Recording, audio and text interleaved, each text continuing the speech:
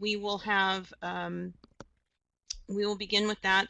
Now, if you do need any technical support during the webinar, you can go ahead and chat with me in the chat pod, send me a private message, or go through my email. And I will ask that anybody who is listed as guest in the participants list, if you can please put in your name into the chat pod so that I can take attendance. Also, if you have any colleagues with you who are not listed but who are joining you and sharing a computer, if you could also list their names as well. And at this point, we will turn it now over to back over to Charisse. And at the end of this webinar, we will, if you would like a certificate of attendance, you can email me and I will be sending those out by request. Thank you. All right, thank you, Jennifer, very much for that overview. And as I shared earlier, we are delighted to have with us Steve Curiel. Steve is the administrator and principal at Huntington Beach Adult School, and he will be sharing with us his background on braided funding and the new adult education world. When we sent out the information about registering for this webinar, one of the first things that you might have noticed is that we invited administrators as well as their financial support person who might be involved in making decisions around the budget. And so we are hopeful that you will find this information that Steve will be sharing something relevant for you as an administrator, but really something that will also be relevant and valuable and immediately useful for those who work with you in putting together your budgets in this braided funding format. I am seeing that we are having a little bit of technical difficulties with our facilitator. He has lost his connection, but we are getting him back on quickly. So I'm going to turn it over to him and we will get back to you right here in a moment.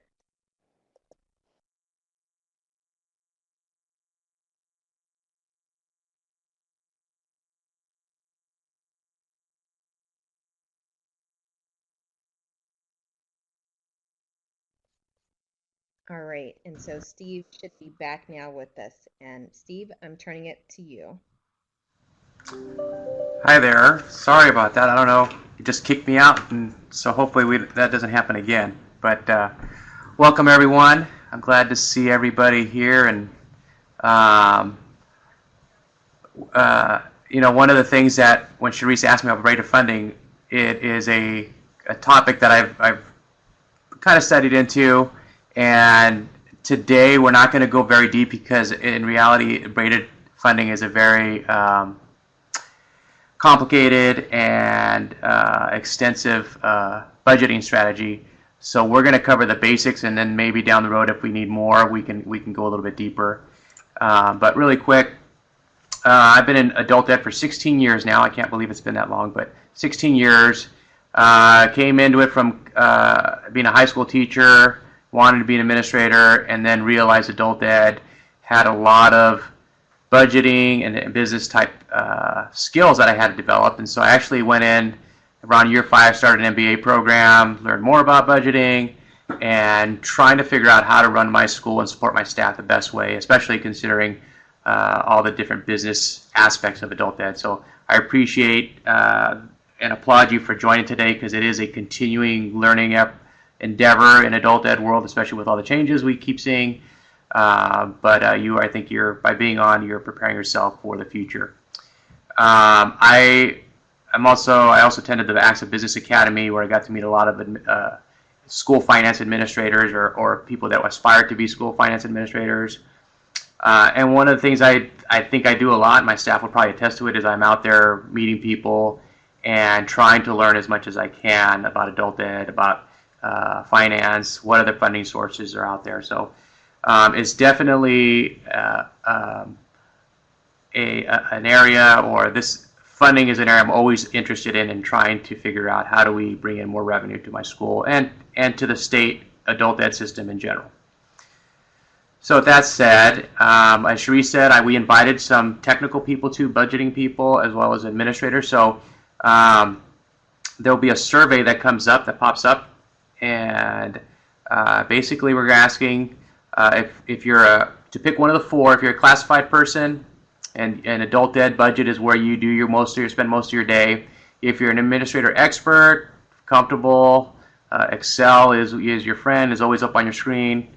Administrator competent, you work with budgets when you need to, and if you're a novice and you're just hoping that you don't get in trouble, that you stay in the black, if you could pick one of those, then we kind of give me a feel for where I can go with this presentation. So I see some votes coming in.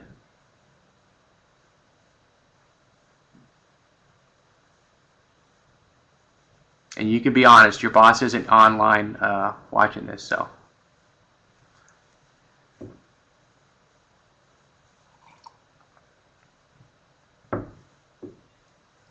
All right, looks like a pretty well-balanced group. Jumps around a little bit.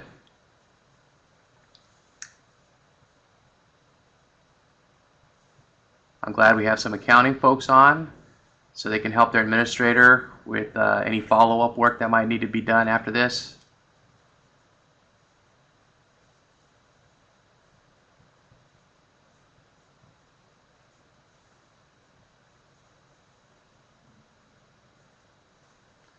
All right, I think we can move on. Definitely more on the, we don't have a lot of experts on, so, and that's okay. I mean, I appreciate experts being on, but I think if experts probably would know a lot about braided funding, and so it makes sense we don't have a lot on. But I will definitely try to keep this bird's eye view, and if you need more specifics, I can try to dive in a little more for those experts online. All right, so now going on to, so when we talk about braided funding, there really are two approaches. One's braided funding and one's blended funding. Blended funding is probably what we're familiar with, what's probably easiest to manage. And I've taken these snapshots from the internet. I'm going to start with blended funding just to describe that picture. And basically the concept is you've got a bunch of revenue sources coming in, ABG dollars, fees, all these different things, and you just put them into one pot and spend out of the one pot, and you don't really care where that money came from. Originally, you just know you have this big budget that's a combination of all these other funding sources. On the other hand, braided funding is a strategy you use where you actually monitor each of your funding streams that come in. So if you're getting ABG and WIOA, when you spend dollars, you know exactly which funding source you're spending from. And it'll get a little more complicated. I'll explain a little bit later, but you're also reporting on outcomes on the funding source. You could pretty much report to your funder specifically where your money went. And so obviously it's a little more complicated in an approach when you're budgeting. And so let me give you, and I actually went ahead a little bit on my, oops, there we go. Braided blended financing. A couple things to keep in mind when you start looking at this. It's a means to an end. It's everybody's budget is going to be a little bit unique based on the community needs and the resources you have available. I have a pretty big adult school. I inherited a big adult school. It was already big and already had a lot of networks, so there's a lot of complexity in my budget. The administrative systems that you use excuse me, can be fairly complex, and if you're going to be going to the route of braided funding, should be complex and have a lot of fancy tools and reporting and tracking of your expenditures and your revenues. And you got to have your leadership buy-in. And we'll talk about this. Leadership's important on this because there are a lot of relationships you're going to be working on and maintaining. And so your leadership is taking the lead on those and really kind of setting the tone as far as how you operate as a school to make sure you're actually meeting the needs of each of the funding sources. So again, this is not something you just dive into. You need to think about it a little bit, and then before you get into actually setting up your budgets and tracking systems. As I said, blended funding, as opposed to braided, is a combining of your pools of revenues, and then after they've been combined, you kind of you're spending out of one pot of money. So you could see a budget spreadsheet where you have on one sheet or up at the top of your spreadsheet, you're going to see all your revenue sources. Typically, they'll come in separate accounts or resource codes. Your accounting people will be directed by either state officials, or they will decide to individually set up a revenue account for your individual funding streams. But then after that, they could pull everything and you just have one account that all your staff's paid out of, one account that you buy your books and supplies out of, one account that you pay your benefits out of, and it's a very basic budget, easy to manage, easy to operate. You just have to be worried about not going into the red, right? So you've got just a few lines, and the most simplest model to manage and work with. And so that's your blended funds. Most of us are probably in some type of blended fund modality, and we'll take a survey in a little bit, but this is probably a common model that's out there right now for us adult ed folks. So here's an example. So example what blended fund would look like. You have 3 funding streams over where you see the circles. Funding stream C, your big pot of money. Yes, 100 students that qualify only for C. You've got 40 students that are qualifying for B and C. They meet the requirements. And then 20 students that qualify for A and C. And then you've got that small pot that actually qualify for 10 students that qualify for all the funding streams. And so when you report out, you're going to report to funding stream A that you served 20 students. Those are the students that qualified. For funding stream B, you're going to report 40. But for funding stream C, you're going to report 160 students were served with their funds, where typically, or if you did not combine those funds, you would have only been serving 100 students. So there's some gains there for both the person or whoever is funding you, your partner or state agency, that you're able to leverage funds and serve more students. And there's also, in the end, more students are being served all around at your school. So the blended funding is you're really tracking how many students are served. And I think this picture is off. It's missing a word at the bottom. But you're reporting back to your funders how many students are served. So if you think back in 88 days, for those of you that were back before 08, 09, we got this large pot of money, and we reported how many students were being served. Big numbers, and we broke it down by program area. But the idea was the more students we served, the better job we were doing with our funds. And so, again, all that money's kind of in one pool, one pot, and you're serving students out of that pot, and then reporting back to your funders what their specific funds, what they contributed, or how they helped out your student population. Braiding funds, on the other hand, now you're looking at various funds, and you're tracking services, and you're being accountable for each of those pots of money. And somehow, and we'll talk about it a little bit, you've got to be able to report back and track and report back to your funders, this is what was done with your money. And to the extent that you might say this number of students were served and these services were provided. So I got a little model for you here. So this is trying to depict, you've got your separate funding sources, again, A, B, and C. They typically will have more restrictions on them, and that is pretty much what moves you into the braided funding world when you see these restrictions on who can be served based on whatever your funding rules are. So yeah, in this situation, you have 100 students that qualify for C, 10 to qualify for A, and then you have the 40 that are B. And 20 students actually qualify for both A and B, or B and C funding. And then when you report out, or what you do in the braided funding model, you have to actually bill back to that account. This is where it's important to be able to separate your accounts in your expenditures. When you spend money, you have to know which funding stream is going to pay for which student and the services they got. Whereas opposed to the blended, like we talked about before, you didn't care where the money came from, you just spent dollars. In this braided funding model, you have to be able to tie the students and the services they receive and charge them back to the appropriate account. Okay, best example of this is WIOA. If you're WIOA funded agencies, you're going to report back to the state how many students were served and the services that you provided in your plan. And so you're most likely you're going to get a report on WIOA that's a separate budget with separate line items, and you're tracking those expenditures and making sure that you can report back to CDE how you spent those dollars, and not mixing them with whatever other funds that you have coming in.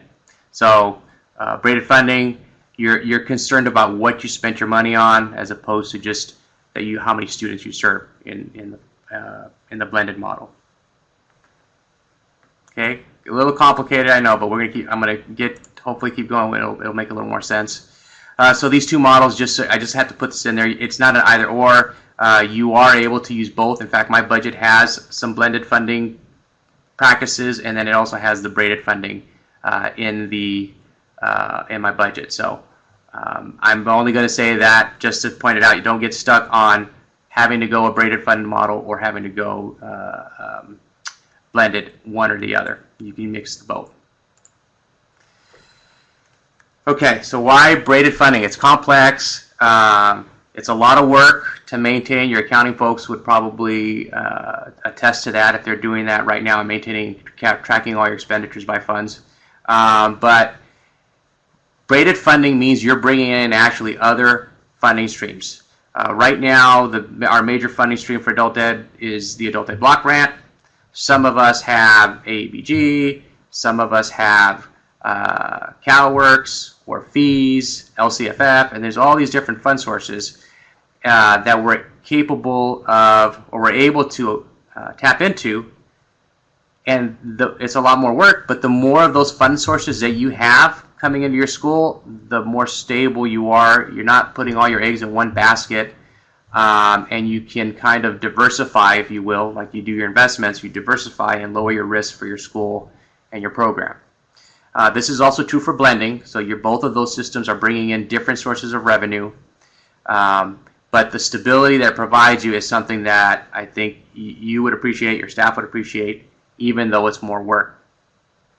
When you do that, you're most likely going to be more efficient in the way you manage your funds and the way you serve your students, because the funding restrictions on these funds that you're braiding typically will force you to be more efficient. They've got a lot of rules tied to them, and so you'll make sure that you adhere to those rules, and it's going to develop a system that is actually working better for students. The funding sources, and there are many of them out there. There are a whole bunch of fund sources, and if you've been involved at all with your WIOA partnerships with your workforce development boards locally, you start hearing about all these other funding sources that are out there that you might not be tapping into, but because if you develop a braided funding strategy, you will be able to tap into and be able to meet their financial and reporting requirements. And so braided funding does give you the ability to actually expand your revenue streams, add more revenue streams, because you have the ability to report back and meet the requirements of the funding source. It allows you to leverage what you already do. So we do a lot of great things, and you'd be surprised how many people are out there willing to help us do those things better or do more of those things. So we're talking about taking what you already do, that's great, and trying to find those areas or those fund sources that are willing to support you in those efforts.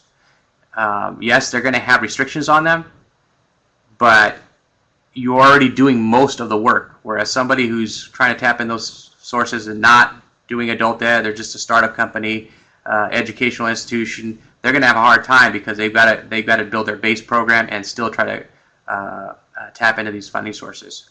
So What you do already gives you a huge advantage when you're looking for these other funding sources, looking into other funding sources.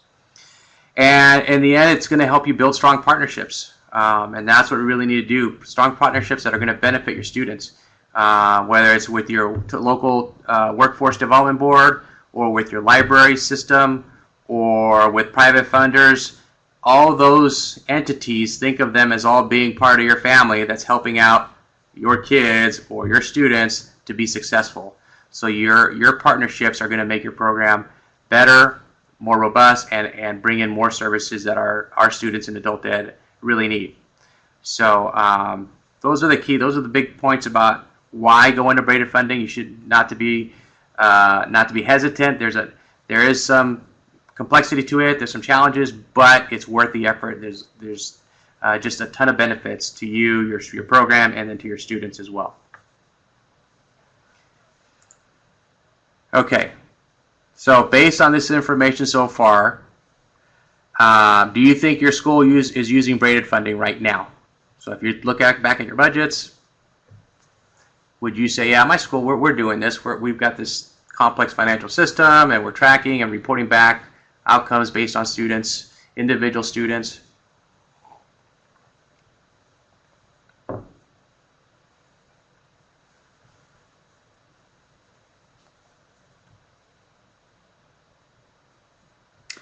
And I just have to point out to Charisse and Jennifer, I did lose the hosting tab. I don't see that.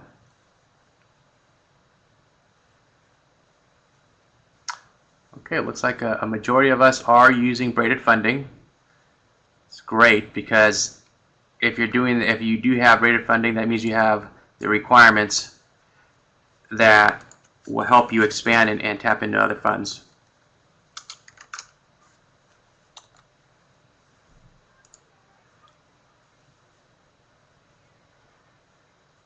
Okay, we'll move along, making good time here.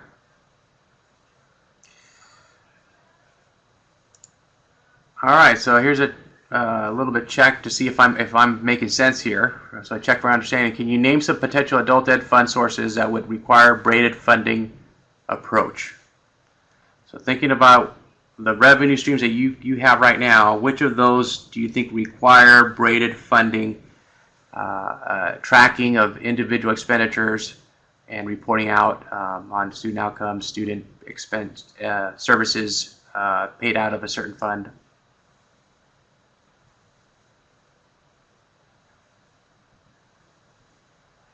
Okay, we got Perkins out there, WIOA, ABG, yeah.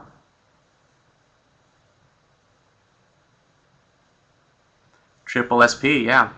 That is one, yeah. I'm learning more about that. That's a College World revenue stream, but definitely a big one out there.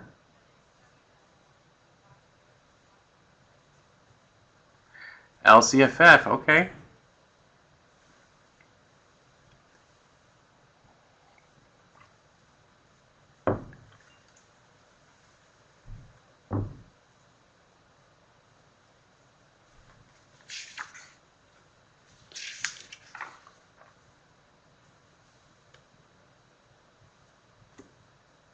All right, I think that's good. We got a good.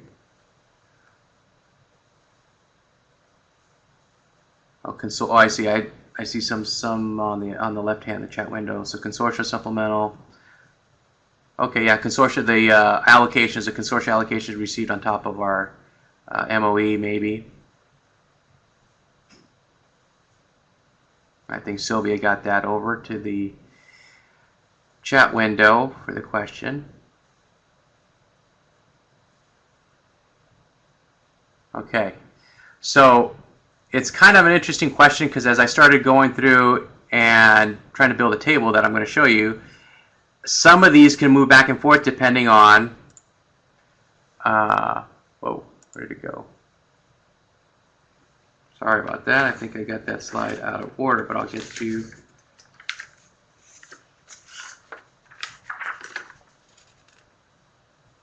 Okay, so I got one slide before that. So, oops. So when looking at a fund source and deciding whether you need to braid it and use a funding strategy to track all your expenditures, you need to look at the fund source and what does it require as far as reporting back how you spent your money and how the services were provided. So if the fund source is needing you to report back exactly how you spent your dollars, who was served, what service was provided, then it's most likely going to be a fund source you're going to keep separate and have individual expenditure lines to track. If the fund source has restrictions on who can be served or benefit from the funds and the services that the fund source is supporting, then that's another indicator. It should be tracked separately. If it can only be used for specific services, such as you might get a grant that's childcare for childcare only, or like WIOA, it can only be used for ASC, Adult Secondary Ed, Adult Basic Ed, and now English Language Acquisition, or ESL as we used to call it. If you have to report outcomes specific to that fund. And so it's as I started working on the table and tried to give you guys some examples, at first I honestly would have put AEBG in the blended model, but thinking about all the reporting we need to do for AEBG and its limitations as far as age and program areas, it is a braided funding source. The interesting thing I will say about this, if you're a school that only receives AEBG dollars and that's it, that's all you get, then you're probably, by definition, you're in a blended funding source. There is no reason to braid. You only have one fund source, so you're not going to be tracking and have this complicated system. What I would advise to those agencies, especially after this presentation, is that you consider what are the other funding sources out there and be prepared, both with the financial system and staffing, to have a more complex budget and accounting system. It's just going to benefit you in the long run. But WIOA Title II, WIOA Title I, CalWorks, those WIOAs are all very much, you have to report individually and track individual expenditures because that is required to be reported back on. Carl Perkins, private donations I have listed there. I skipped CalWorks, I'll come back to CalWorks right now. But private donations, if they have restrictions such that you need to report back, you need to track expenditures separately, then they would be a fund that you would braid along with your other funds. CalWorks, I have on both columns, and so do I have private donations as well. CalWorks, in the past, it was funding that was given to you, and really we were not reporting back at all how we spent those dollars. We were just telling the state, these are how many students we served that qualify for CalWorks, and we would get our apportionment from our consortia or however your county was divvying up the money.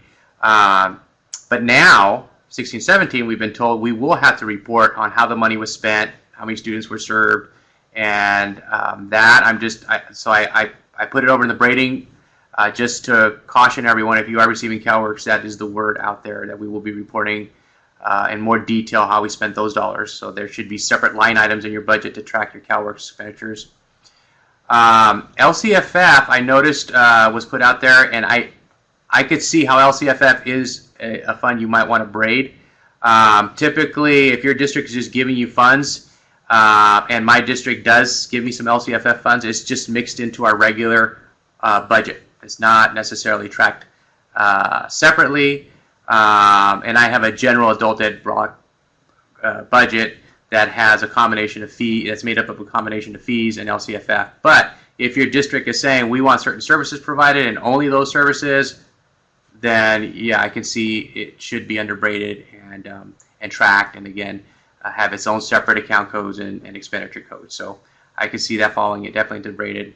Private donations, some we've gotten donations just serve more students. We like what you do, and no restrictions, no reporting out. Those are the, you don't get to see those many these days, but once in a while you'll run across small donations that can be added to and serve more students. Pell Grants, I put under blended, and I used to be at a school that had Pell Grants, but I think it probably should be in braided, in the braided side of things, because you do have to report on student outcomes, but I don't recall specifically if it was outcomes tied to the funding or just outcomes in general.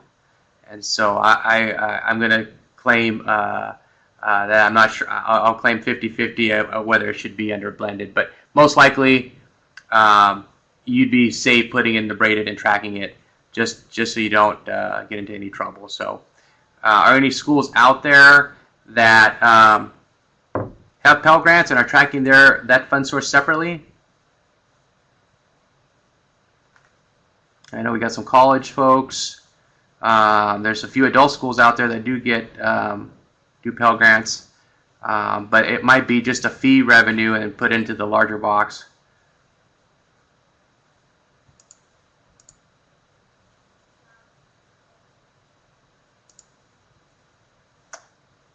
And let me go back. I think I'm mentioning I'm listed all these acronyms, but your ABG is your Adult Ed Block Grant. WIOA is your Workforce Innovation Opportunity Act, which is due this Friday, and I'm happy to say we've done ours, and we just mailed it out today. So that's a breath off. That's a load off my shoulders. Help me to focus on this presentation. LCFF is Local Control Funding Formula. That's your district's apportionment based on their K-12 enrollment. But districts are allowed to spend out of that apportionment on adult education. And so sorry for not clarifying those. So no one's a Pell Grants. I'm gonna have to research Pell Grants because that's an area we've considered tapping into, and most likely we probably would have to track it individually, those expenditures. Okay, moving along. So how do you do braided funding successfully? Here's some key points, and I'll go into more detail on each one of them. Strong partnerships are definitely going to be a key strategy or a key element of a successful braiding strategy. Understanding who your partners are and what their requirements are is key, is critical to using a braided funding system and continuing those funding sources year after year. You've got to have a financial system that can track multiple funding streams. I have run into, believe it or not, some school districts that don't have that ability in their financial system, or the administrator doesn't have access to the financial system so they can track their expenditures. It's handled on high at the district office, and they're not able to adequately and appropriately manage their own funding streams and making sure they're complying with any of the funding streams, regulations, and requirements. Good decision-making system. So in many cases, the decision whether a student is going to be funded happens at a entry point somewhere on your campus or one of your campuses. So you have to have staff or a system that has in place how do you decide if a student qualifies for a certain funding stream. So if it's CalWorks and your CalWorks funds are available to provide a voucher for a fee-based program or to pay for books, you have to have a detailed process that helps a staff person determine if the student is eligible for those fund sources. An ability to report outcomes back on an individual fund basis. So again, that goes back to your financial source system or some other system that's tracking services that you implement. So strong partnerships, know the priorities of each of your funders. What is it that they're about? So if we have a partnership with Boys and Girls Club, they're interested in providing services for kids to enhance the family life and what happens in the family. So they're actually not just about boys and girls, but they're about the family. And so understanding that concept that they're not just limiting themselves in how they use their funds, that it actually goes into the adults, i.e. the families. We've been able to develop a partnership where they're providing childcare and tutoring services for kids of our ESL students. And so we have a program it's actually co-located at one of the community colleges, and the Boys and Girls Club pays for buses to pick up families, parents and kids, brings them over to college, provides tutoring and childcare, and then we pick up the cost of the instructors and the instruction for the adults who are studying either English or working on their high school diploma GED. So that was a partnership that was based on understanding what the Boys and Girls Club, our funder, what their priorities were, and then helping them maybe expand that vision that they were really interested in families. Know what counts as success for the organization that's funding you. If they're telling you our success is seeing students get a job, then you want to make sure you're going to be providing outcomes that get students jobs. So knowing what it is they consider success is important, because it might not necessarily line up with your program at this point. And so you have to consider that if they're willing to give you money and they might not understand what you're doing in your program, and then at the end of the year they give you these funds and you don't give the outcomes that they've been looking for, then you might not have that funding source the following year. So making sure you understand what they consider success. Know the eligibility requirements of the population that you're going to be serving out of that fund. So that's just reading the technical, the documentation that's associated with the funds. Hopefully they're clear. If it's not clear, do not be afraid to ask questions and clarify. What do you mean by adult learner? In some situations, adult learner, for some fund sources, they go all the way up to, or they go all the way down to 16. Other fund sources will define kids up to the age of 24. Well, there's an overlap there that you might have an ability to serve a certain population. So know the requirements and know what you can spend your dollars on. That's probably, when you're dealing especially with state and federal dollars, that's where you want to be very careful, because you will most likely will be audited by state or federal. And I have my own personal experiences where some things I wasn't clear on. I didn't ask those questions, and I had to go back and return some funds. And so you don't want that to happen to you. Fortunately, it wasn't. We worked it out, but you don't want to be caught in an audit exception. So know what you can spend your dollars on, and if it's not clear, ask. Don't assume. And then sometimes your own district staff at district level will tell you you cannot spend your dollars on certain things, and it could be that you can't, because they haven't read up on the requirements, they haven't read the details. But when you are an expert in what's allowed in expenditures, you can actually, you can attempt to correct your district. They might not like that, but what you do then is you call CDE, you call the funders, whoever the funds are coming from, and ask them to provide you the guidance or an email, whatever it is, documentation, so you can tell your district, yeah, these costs are allowable under the fund, and then obviously that gives you more flexibility and supports your program better. So know what's going on, have that strong partnership, and it really is about relationships, and the more you do that, the more I think your funders are going to continue to provide funding, and potentially introduce you to other fund sources, other people that are interested in similar services that you provide and supporting those services. So a robust financial system. You want a financial system that can track multiple revenue sources. Most systems are going to do that, because if you're in the state of California and you're receiving state dollars, you've got to report back to the state how you spent those dollars in general, and revenue sources come to you already under what they call resource codes. They tell you put it into this account and keep it in this account for revenues.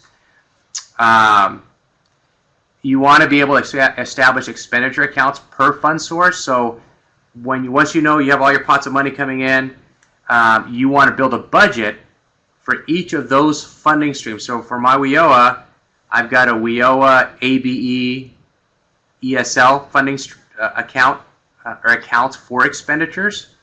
And then I have one for ASE, and I track all my expenditures. That's staffing, books and supplies, services, a whole separate account string. So I have about, I think my budget is about 9 pages long and very small. When I print it out, it's 9 pages long and very small font. So you want to be able to break it out and make sure tracking a little bit harder, but it's required for many of those grants. I've got a question here. I'll come back to that question. I'll just finish this slide real quick. Accounting staff needs to be knowledgeable also. So this is where your accounting person, we kind of joke here in my office, my accounting person tells, when we do introductions and we're in a staff meeting or so forth, he introduces himself as the guy who keeps me out of jail. And we kind of chuckle, but in reality, he's checking me, and I appreciate that that he's making sure I'm not, by mistake, or some other administrator by mistake is spending dollars that aren't allowed. That's his job, and he also, therefore, has to know those restrictions very well.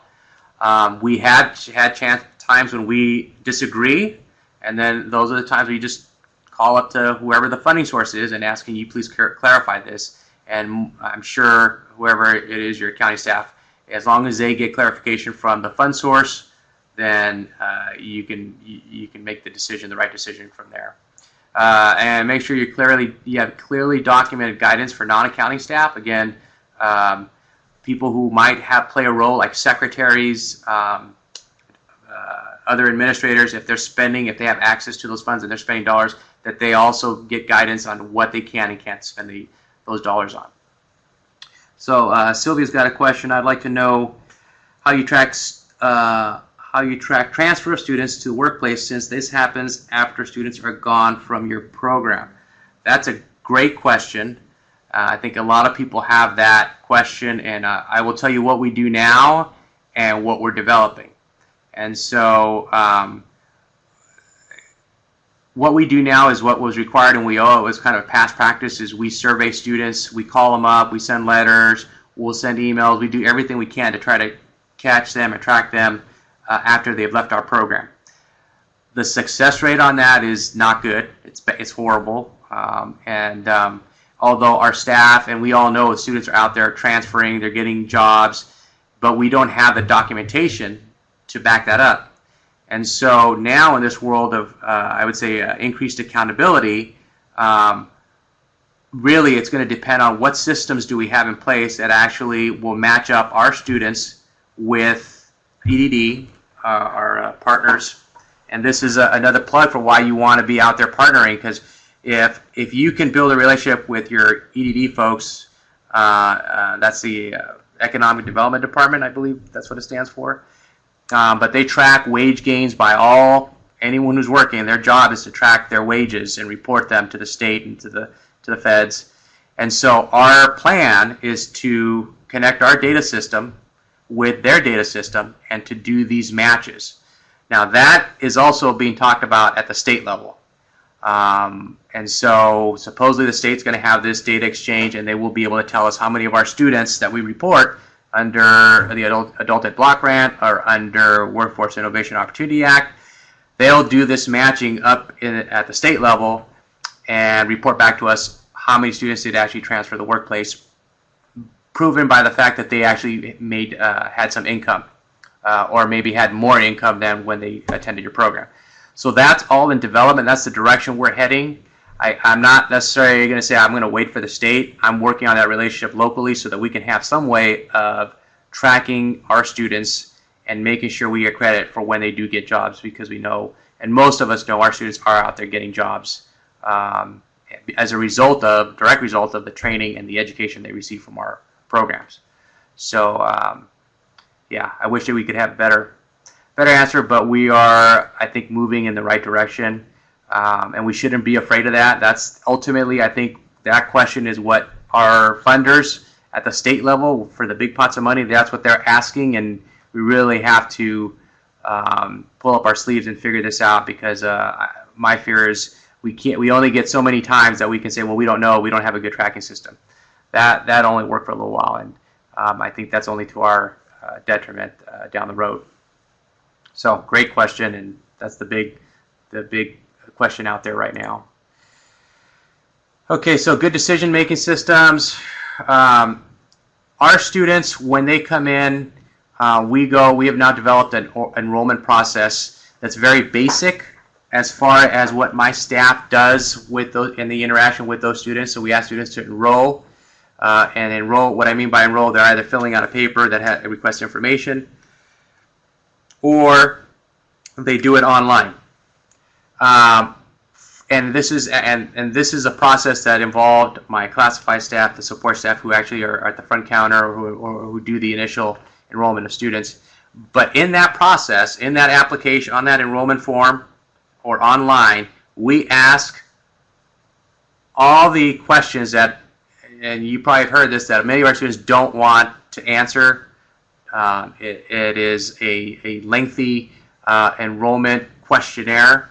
But all the information we collect is for the purpose of trying to see down the road, once we summarize the data and look at it, do we qualify for any other parts of service? If, for example, we have a large population of dislocated homemakers, or we have a large population of ex-offenders. I mean, if you're a WIOA agency, you're already required to ask these questions, but we really want to do justice to those to that process and making sure we get honest feedback from students. So part of my staff, not part, my staff is trained to help alleviate any concerns that students have when they give us information. And so they understand that these questions are specifically designed to help us potentially qualify for other funding streams. And so in the enrollment process, when students start complaining, why do I have to answer this question? Why do I have to give this information? The response is it's for us to qualify for funding streams that we currently get and potential funding streams down the road. And so without having to give the staff too many details, we do tell them that almost all the funding streams are going to require some type of data, whether they're educational level, are they employed, income level. And so instead of my staff sitting there feeling uncomfortable, because it is awkward to ask those questions, they know there's a reason, a really good reason to ask them and ask students and to help them feel comfortable in answering those questions. We also make sure we tell them that our data is secure. We don't look at the data and just put it out there. We look at it in a summative manner just to see how big a population, with certain criteria, how big a population do we have, and do we need to provide more services for them. Also, for your staff that spends dollars, we have a system that has the account codes they're allowed to spend under, and then it has a description of what that fund source can be used on. So we have a perfect example right now. We have a program we call it our high-tech, kind of a high-tech site over at one of our malls, and we have a lot of high-end equipment, and now we're expanding a little bit, and we're in need of an interactive display that the teacher is going to use in the classroom, kind of like a smart board or Eno board, if you guys are familiar with that. But these are the LCD displays that are interactive. You can touch the screen and operate the software, whether it's Windows or whatever's running on the system. I get this slipped through. I see the purchase order for a expenditure of a monitor that's $5,600, which is about average price for those interactive displays. But it was coded to be purchased out of our WIOA grant. Well, WIOA has a restriction. You cannot purchase anything out of $5,000s. I'm sorry, you cannot purchase anything $5,000 or more. It's not allowed. AEBG has a similar requirement that says if it's going to be over $5,000, you got to get permission from your consortia before you spend it. So I was aware of those restrictions, and we did not. It turned out we had not clearly identified that as a restriction on expenditures, only because most people don't order items that are over $5,000. That's typically at my level, administrator. If we're ordering a large piece of equipment, I would be involved in that. So that's again making sure your staff knows what to spend it on, because you don't. Last thing you want to do is explain why you purchased something when it was not allowed and have to give the funds back, because that's not good for your budget. So I'm moving along. Ability to report outcomes on an individual fund basis. This is either your student information system, most likely your student information system, and can you label students that they're getting served out of this fund source? So if they're CalWORKs, can you label them CalWORKs? If they're WIOA, can you label them WIOA? And in that way, when you report out on outcomes, whether they're completing courses, whatever grades they're getting, or if they're getting jobs, that you can run a report. I want to report just on CalWORK students and what were the outcomes for those students, and try to match them up and report back to the fund source what those outcomes were. So your SIS system, and if you're out there, if you use ASAP or whatever you use, you should be talking to them and pressuring them as the ones who have them on contract that are paying their fees, that you need a system that's going to track students by fund source if at all possible. I mean, obviously that would take time if they don't have it already. Or if you can't do that, and I would recommend something like Excel or Google Sheets where you track individually. Your staff has to document which students are being served out of which fund, and then in that document, you should have a place to document what outcomes are occurring or happening for those students. Okay, so that's sometimes it's easier said than done, and involves involves your vendors, but they, I think, are now understanding better that we have to be able to do and track these services. So where do you need more help? Based on what I just talked about, do you think you need more help? And this is also for CalPro, where they can see your responses and maybe provide some additional support, another webinar down the road. Strong partnerships, robust financial system, decision-making systems for your staff, or your ability to report back outcomes. Wow, yeah, so a couple responses.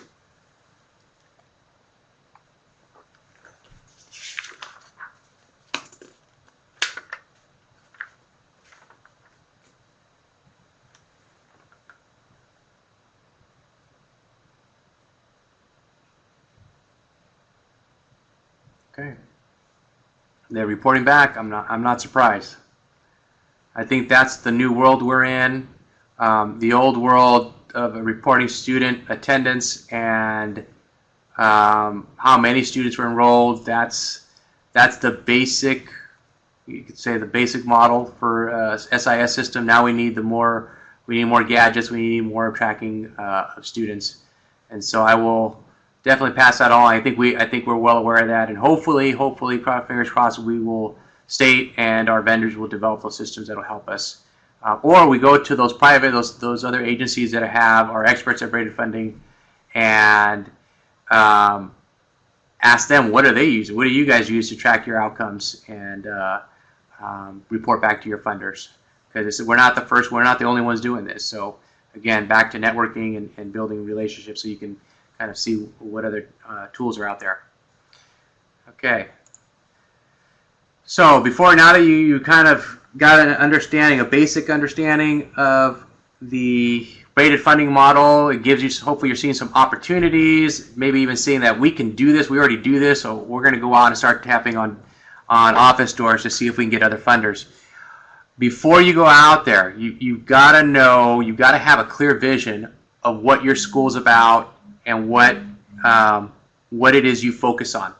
Some schools might not have any career tech. Their focus is basic skills, ESL, high school diploma. Some might be only high school diploma. Some might have a broader focus. But you should have some targets. What is your program going to accomplish? Why is it needed? Why does anyone need your program to exist in your community? Who is the population you're serving? Who needs to be part of that effort? Well, the first three questions are probably going to be good questions that you get from other funders.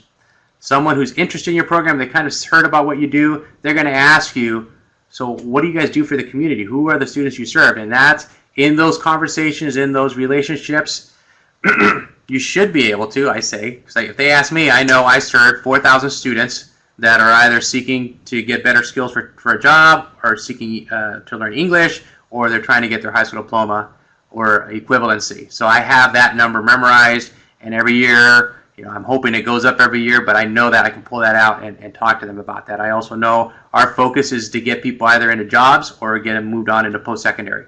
That's our focus for our school, and our staff knows that. And so being able to have that conversation and talk just quickly to someone about that can be, that conversation can lead to the funding you're hoping to get. When you define and you look at your vision, it's great to have a big vision, but it's not great to think you're the only one that can do that. Look for partners. Look for other people that can help you meet that vision, that can help you serve those students. There's a lot of people out there wanting to give back and help the community, so don't take this on your own. Know that there are plenty of people out there that would probably want to help you, or that you can convince to say this is a good expenditure of your dollars, because it is their funding that you're asking for. And so don't be afraid to reach out and look for the partners. And maybe it's not always that they're going to give you funds. Maybe they let you use one of their facilities. They let you co-locate on their facilities. Maybe they'll provide childcare because that's their thing. That's what they do. Or maybe they're going to provide counseling services. So it doesn't have to be monetary support, but all these other services do have a value and you can benefit from. Yeah, thank you, Dave. Yeah, the elevator speech is what we're talking about. Being quick. Think about being an elevator, and you only have a limited number of time. What are the key points you want to point out to somebody in a conversation? So you also want to know where your expenses are. I know my program is going to ramp up on student support services. That's where we're going to see our big expenses. And I need other support, whether more funding or I need to partner with someone who provides student support services to help us. So I know that's an expensive area for us. Staffing is also expensive for us, but I prioritize my base funding, my ABG funding on that. Know your eligible populations. If you know you should know how many students are reporting to you that they're CalWORKs, for example, and you should also know how many students might not be reporting to you that they're CalWORKs, but they're telling you through their income. If they self-report a certain income, and they tell you how many kids they have, you should be able to go out and figure out actually if they are potentially CalWORKs eligible.